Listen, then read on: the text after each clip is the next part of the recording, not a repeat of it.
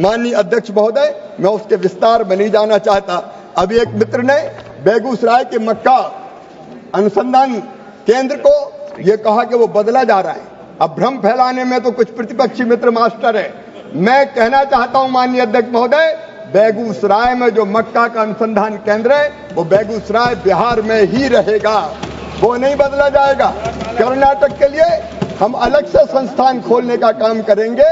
ये मोदी सरकार है, मोदी है तो मुमकिन है, हम छीनते नहीं है, नया खोलने का काम करते हैं। और ऐसे ही माननीय अध्यक्ष महोदय, इस नए बजट में सबसे बड़ी एक बात जो है, प्राकृतिक खेती के मिशन को स्वीकृत किया गया है। मैं बधाई देना चाहता हूं, धन्यवाद देना चाहता हूं प्रधानमंत्री नरेंद्र मोदी जी को। वो केवल आज की नहीं सोचते, कल की भी सोचते हैं, आने वाली पीढ़ियों के भविष्य की भी सोचते हैं। आने वाले समय में धरती कैसे पीढ़ियों के लिए उपयोगी बन पाएगी, इसका भी विचार करते हैं। और इसलिए प्राकृतिक खेती मिशन जो बिना केमिकल फर्टिलाइजर की खेती होगी, और ये संभव है माननीय अध्यक्ष महोदय, अगर सही ढंग से प्राकृतिक खेती की जाए तो उत्पादन घटेगा नहीं, कई मामलों में उत्पादन बढ़ सकता है। मोदी जी की ये पहल धरती को बचाएगी केमिकल फर्टिलाइजर के प्रभाव के कारण जो धरती का स्वास्थ्य खराब हो रहा है और आज हमारा स्वास्थ्य भी बिगड़ रहा है, उससे बचाने की पहल की है। माननीय अध्यक्ष महोदय, इस बजट में ये मोदी विजन ही है, पीएम धन धान्य कृषि योजना बनी है। हम देखते हैं कि देश के अनेक राज्यों में उत्पादन बहुत ज्यादा है, लेकिन कई राज्य ऐसे हैं जहां उत्पादन कम है। जब राज्यों में भी हम देखते हैं, कुछ राज्यों के कुछ जिलों में उत्पादन बहुत कम है, और इसलिए उत्पादकता, सिंचाई, क्रेडिट एक्सेस और पोस्ट हार्वेस्ट मैनेजमेंट को बढ़ाने के लिए 100 एस्पिरेशनल कृषि जिलों पर ध्यान केंद्रित पीएम धन धान्य कृषि योजना के तहत करेंगे और 1 करोड़ 7 लाख किसानों को उसका लाभ होगा। बिहार के लोगों ने बात की थी तो बिहार को भी निश्चित तौर पर उसका लाभ मिलेगा। माननीय अध्यक्ष महोदय, ऐसी अनेकों पहले दलहन और तिलहन के मामले में आत्मनिर्भरता के लिए मिशन, फलों और सब्जियों के लिए व्यापक कार्यक्रम, राष्ट्रीय उच्च उपज बीज मिशन, कपास उत्पादकता मिशन, ये भी बनाने का ये भी घोषणाएं इस बजट में की गई है।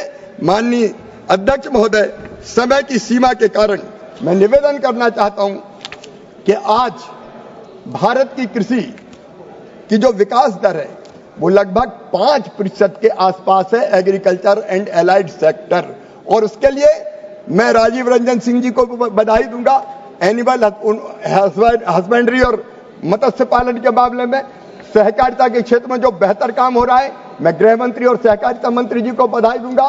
5% एग्रीकल्चर एंड एलाइड सेक्टर की ग्रोथ अपने आप में एक विश्व में चमत्कार है। ये 2-3% से ज्यादा नहीं होती। ये भी मोदी जी के मिशन का ही, उनके विजन का ही परिणाम है। माननीय अध्यक्ष महोदय, मैं अंत में, चूंकि आपने कहा है कि 5:55 पर मुझे समाप्त करना होगा, मैं सदन को फिर से अवगत कराना चाहूंगा।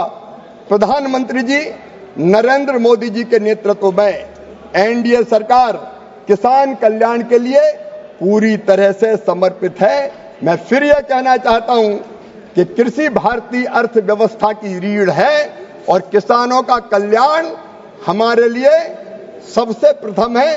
किसानों की सेवा में मोदी जी के नेतृत्व में, क्योंकि किसान आत्मा है खेती की, वो जीवन दाता है, अन्नदाता है, हम कोई कसर नहीं छोड़ेंगे।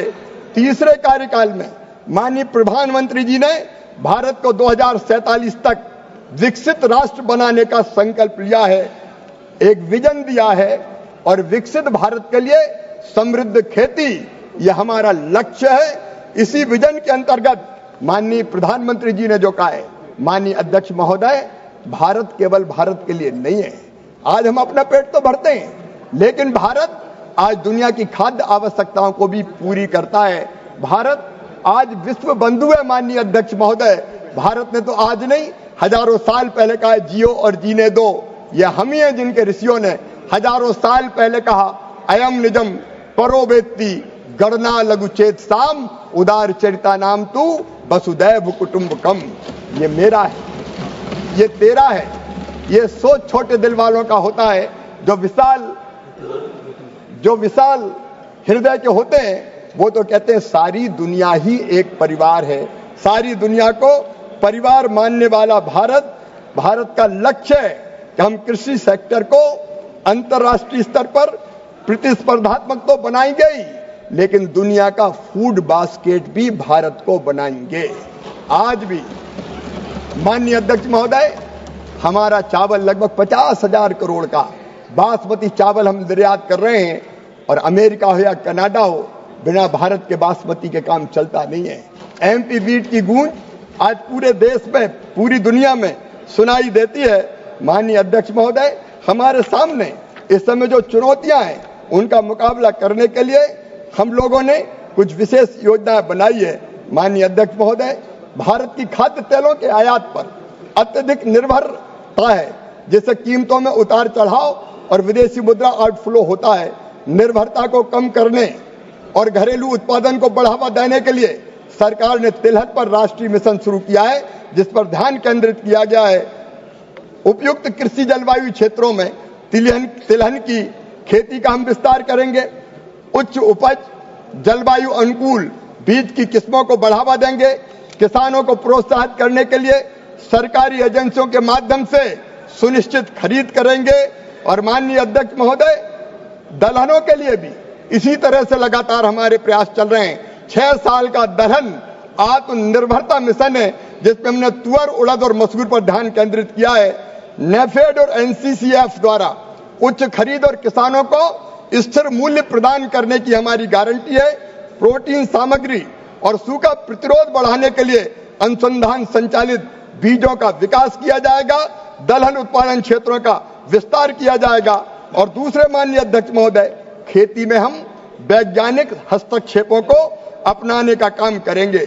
जलवायु परिवर्तन, अनिश्चित मौसम पैटर्न और मिट्टी का क्षरण किसानों के लिए गंभीर जोखिम पैदा करता है।